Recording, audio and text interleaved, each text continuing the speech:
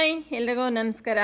Aadhaar card ಹೊಂದಿರುವವರಿಗೆ ಪ್ರಮುಖ ಎಚ್ಚರಿಕೆ. ಕೇಂದ್ರ ಸರ್ಕಾರದ ಅಡಿಯಲ್ಲಿ ಭಾರತೀಯ ವಿಶಿಷ್ಟ ಗುರುತಿನ ಪ್ರಾಧಿಕಾರ UIDAI ಜನರಿಗೆ ಆಧಾರನ್ನು ನೀಡಿರುತ್ತೆ. ಪ್ರತಿಯೊಬ್ಬ ಭಾರತೀಯನಿಗೂ ಆಧಾರ್ ಕಾರ್ಡ್ ಇದ್ದೇ ಇದೆ. ಇದು ಗುರುತು ಮತ್ತು ವಿಳಾಸದ ಆಧಾರವಾಗಿ ಕಾರ್ಯನಿರ್ವಹಿಸುತ್ತದೆ. ಸರ್ಕಾರ ನೀಡಿರುವ ವಿವಿಧ ಯೋಜನೆಗಳನ್ನು ಪಡೆಯಲು ಆಧಾರ್ ಇರಲೇಬೇಕು. ಕೇಂದ್ರ ಸರ್ಕಾರದ ಅಡಿಯಲ್ಲಿ ಭಾರತೀಯ ವಿಶಿಷ್ಟ ಗುರುತಿನ ಪ್ರಾಧಿಕಾರ ಜನರಿಗೆ ಆಧಾರ್ ನೀಡುತ್ತೆ. ಆದರೆ ನಿಯಮಗಳ ಪ್ರಕಾರ ಆಧಾರನ್ನು ಕಾಲಕಾಲಕ್ಕೆ ಚೇಂಜ್ ಮಾಡ್ತಾ ಇರಬೇಕು. 10 ವರ್ಷಗಳಿಂದ ತಮ್ಮ ಆಧಾರ್ ವಿವರಗಳನ್ನು ಚೇಂಜ್ ಮಾಡದೇ ಇರುವವರು ಸೆಪ್ಟೆಂಬರ್ 14ರ ಮೊದಲು ಅವುಗಳನ್ನು ಉಚಿತವಾಗಿ ಚೇಂಜ್ ಮಾಡ್ಕೋಬಹುದು.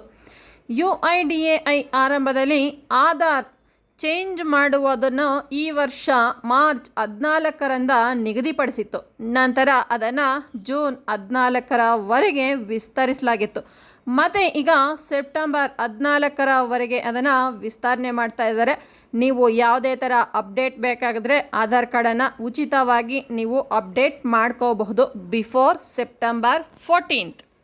ನಿಮಗೆ ನಿಗದಿಪಡಿಸಿರುವ ಸಮಯದಲ್ಲಿ ನೀವು ಆಧಾರನ್ನು ಚೇಂಜ್ ಮಾಡದೆ ಹೋದರೆ ನಿಮಗೆ ಸಮಸ್ಯೆಗಳಿಗೆ ನೀವು ಸಿಲುಕಬೇಕಾಗತ್ತೆ.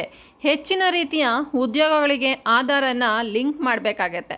ಆ ಸಮಯದಲ್ಲಿ ನೀವು ಅಪ್ಡೇಟ್ ಮಾಡದಿದ್ದರೆ ನಿಮ್ಮ ಆಧಾರ್ ಕಾರ್ಡ್ ಅಪ್ಡೇಟ್ ಆಗಿಲ್ಲ ಅಂದರೆ ನಿಮಗೆ ಯಾವುದೇ ಥರ ನೀವೇನೇ ಅಪ್ಲಿಕೇಶನ್ ಹಾಕೋಕ್ಕೂ ನಿಮಗೆ ಆಗೋದಿಲ್ಲ ಅಂತ ಹೇಳ್ತಿದ್ದಾರೆ.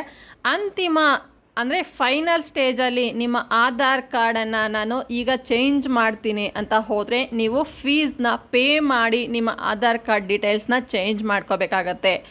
ಆಧಾರ್ ಸೇವಾ ಕೇಂದ್ರದ ಮೂಲಕ ಪಡೆಯುವ ಸೇವೆಗಳಿಗೆ ಶುಲ್ಕವನ್ನು ಅನ್ವಯಿಸುತ್ತೆ. ಆಧಾರ್ ಕಾರ್ಡ್ನಲ್ಲಿ ಮೊಬೈಲ್ ಸಂಖ್ಯೆ, ಜನ್ಮ ದಿನಾಂಕದಂತಹ ವಿವರಗಳನ್ನು ಚೇಂಜ್ ಮಾಡೋದಕ್ಕೆ ನೀವು ಫೀಸ್ ಕಟ್ಟಿ ಚೇಂಜ್ ಮಾಡ್ಕೋಬೇಕು. ಬಿಫೋರ್ ಸೆಪ್ಟೆಂಬರ್ 14th ಒಳಗಡೆ ನೀವೇನಾದರೂ ಚೇಂಜ್ ಮಾಡ್ಸೋಕ್ಕೋದ್ರೆ ನಿಮ್ಗೆ ಯಾವುದೇ ಥರ ಅಮೌಂಟ್ನ ನಾವು ತಗೊಳ್ಳೋದಿಲ್ಲ. ಸೆಪ್ಟೆಂಬರ್ 14th ಆಫ್ಟರ್ ನೀವು ಬಂದರೆ ಅದರ ಮೇಲೆ ಏನು ಚಾರ್ಜಸ್ ಇರುತ್ತೆ ಆ ಚಾರ್ಜ್ನ ನೀವು ಪೇ ಮಾಡಬೇಕಾಗತ್ತೆ. ಎಸ್ ವೀಕ್ಷಕರೇ, ಕೇಳಿಸ್ಕೊಂಡ್ರಲ್ಲ. ವಿಡಿಯೋ ಇಷ್ಟ ಆಗಿದ್ದಲ್ಲಿ ಲೈಕ್ ಮಾಡಿ, ಶೇರ್ ಮಾಡಿ, ಕಮೆಂಟ್ ಮಾಡಿ. ಇನ್ನೂ ಯಾರೆಲ್ಲ ನನ್ನ ಚಾನಲನ್ನು ಸಬ್ಸ್ಕ್ರೈಬ್ ಮಾಡ್ದಿರಾ ನೋಡ್ತಿದ್ದೀರೋ ದಯವಿಟ್ಟು ಈ ಕೂಡಲೇ ಸಬ್ಸ್ಕ್ರೈಬ್ ಮಾಡಿ. Thank you.